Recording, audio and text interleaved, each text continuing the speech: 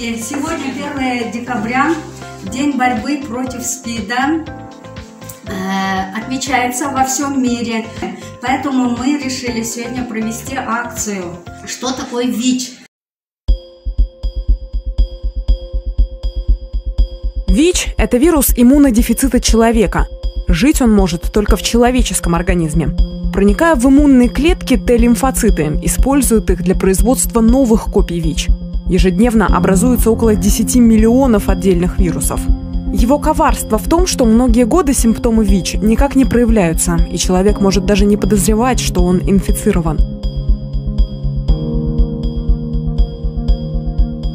ВИЧ вызывает хроническое заболевание – ВИЧ-инфекцию. Оно медленно разрушает иммунную систему и формирует синдром приобретенного иммунодефицита, сокращенно СПИД. Таким образом, ВИЧ-инфекция – это болезнь, а СПИД – ее последняя стадия.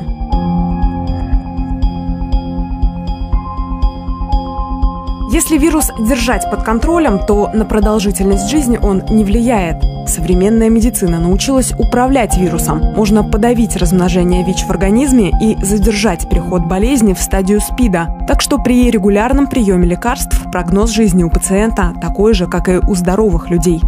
Но если не принимать препараты, даже самый обычный недуг становится для человека смертельным, так как его иммунитет ослаблен.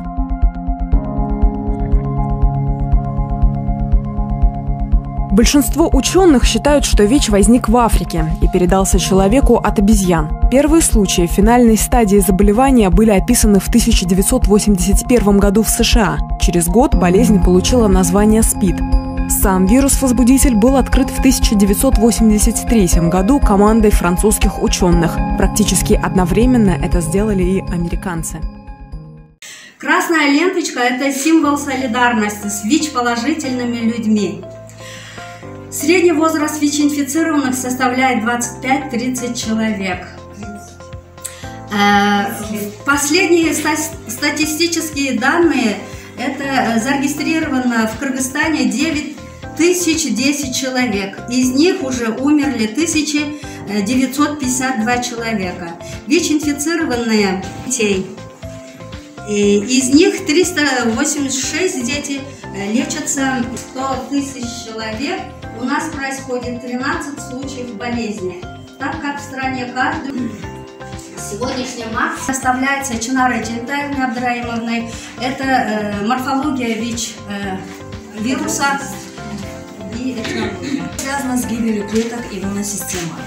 Вирус иммунодефицита человека внедряется в определенные клетки защитной иммунной системы человека, то есть Т-лимфоциты, и становится их неотъемлемой частью. Внедряются в другие Т-лимфоциты. За несколько лет носительство ВИЧ нарушит здоровье человека с нормально функционирующим иммунитетом. Но у ВИЧ инфицированного человека эти неактивные в обычных условиях микроорганизмы становятся агрессивными и вызывают редко встречающиеся заболевания бронхов, легких, желудочно-кишечного тракта, центральной нервной системы.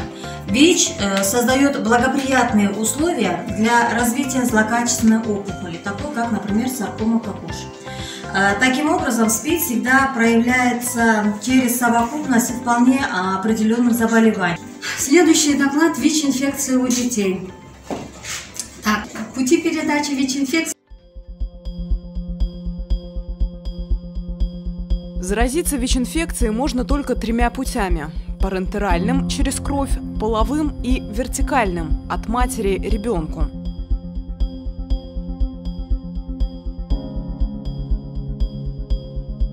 Многие считают, что ВИЧ-инфекция – это болезнь только наркоманов, представителей сексуальных меньшинств или людей, имеющих большое количество сексуальных партнеров. Но ВИЧ может коснуться каждого. Достаточная для заражения концентрация вируса содержится в 4 биологических жидкостях человека – крови, сперме, вагинальном секрете и грудном молоке. Заразиться через кровь парентеральным путем можно, используя загрязненные кровью медицинские и косметологические инструменты. Таким путем инфицируются в основном наркоманы, которые применяют общие шприцы и иглы. Вирусом можно заразиться при незащищенном половом контакте с ВИЧ-инфицированным партнером. Болезнь не выбирает ни пол, ни возраст человека. Заразиться могут как мужчины, так и женщины. Вирус может передаться от ВИЧ-инфицированной матери ребенку во время беременности, родов и при грудном вскармливании. Но если женщина будет принимать специальные препараты и соблюдать все рекомендации врача, то риск заражения ребенка от матери снижается до 1–2%. В других жидкостях человеческого организма – слюне, поте, слезах – вирус находиться может, но в небольшом количестве.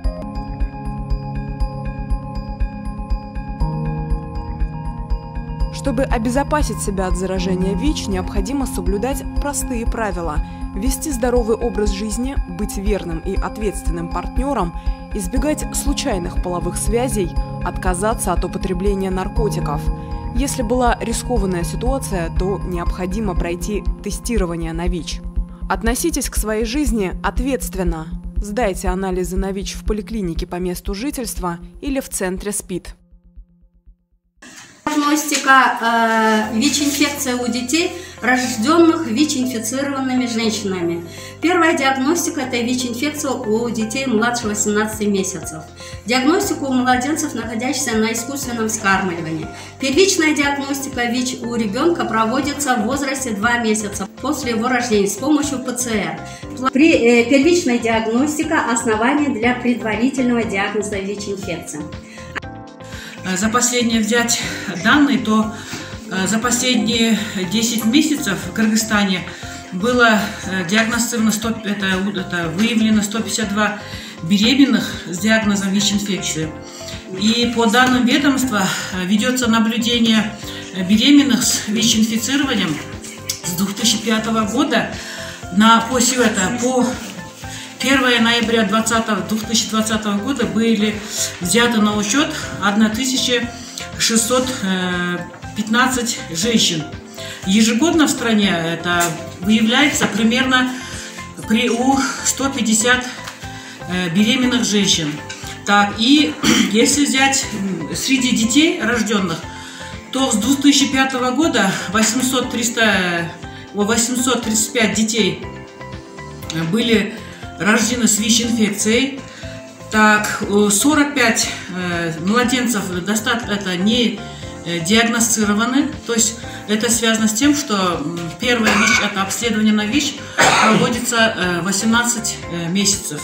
Если беременная заразилась до 6 месяцев до зачатия, то медсестры должны проводить лечение этой антиретровирусной терапии, и риск заражения СПИДом снижается на 2%. Слово предоставляется замдиректору по практическим обучениям Джакубову Баглану Разбекову. Сегодняшнюю нашу акцию, конференцию, значит, носители ВИЧ, они могут даже не подозревать, что они инфицированы, и передать вирус другому человеку. Большинство людей, носителей ВИЧ, они выглядят здоровыми, продолжительности долгого времени, даже до 10 лет могут быть здоровыми. СПИД развивается у людей ВИЧ-инфицированных, когда иммунная система у таких больных полностью разрушена. Обнаружить ВИЧ можно с момента заражения через 3-6 месяцев. СПИД не передается. ВИЧ не передается при рукопожатиях, объятиях, поцелуях, кашле и чихании, при пользовании общей посудой, полотенцем и постельным бельем. Заразиться невозможно, находясь в одном помещении с инфицированным, а также через укусы животных и насекомых. Я хотела рассказать вам одну случай. Оказывается, уважаемый опытный хирург во время операции не одел очки. И вот оперируемый человек, оказывается, был ВИЧ-инфицированным. Во время операции кровь сбрызнула в лицо хирургу и попала в конъюнктивы глаз. Таким образом он заразился ВИЧ-инфицированием. Поэтому, уважаемые медики, мы все медики должны быть очень осторожны и всегда работать, используя средства индивидуальной защиты, особенно хирурги, стоматологи и так далее. Так, на этом у нас доклады закончились. Я хочу пригласить вас всех сюда, и мы